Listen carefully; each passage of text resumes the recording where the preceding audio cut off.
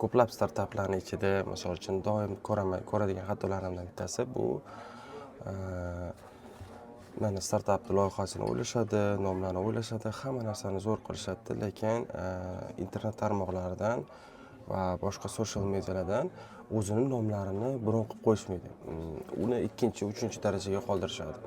Vaholanki ertaga startap chiqib, hammasini gapirib, boshqa qilgandan keyin internetdan ularni qidirsangiz, Instagramda tam yoniga uz yozilgan bo'ladi yoki Telegramda yonida tagida bittasida chiziqcha bo'ladi, YouTube'da вообще qo'shib yozilgan bo'ladi, TikTokda boshqacha qilinadi, domeni umuman boshqacha bo'ladi. Iloji boricha mana shu agar sizlarda soft bo'yicha startap bo'lsa, birinchi o'rinda domen, Instagram, Telegram kanal, botlarni o'zi va boshqa yana platformalarda nomlaringizni bron qilib qo'ying. Bu sizni ertaga zo'r bo'lib ketganingizda palon pulga domenni yoki nomni sotib olmaysiz yoki umuman ololmaydigan bo'lib qolmasligingizga imkonini beradi.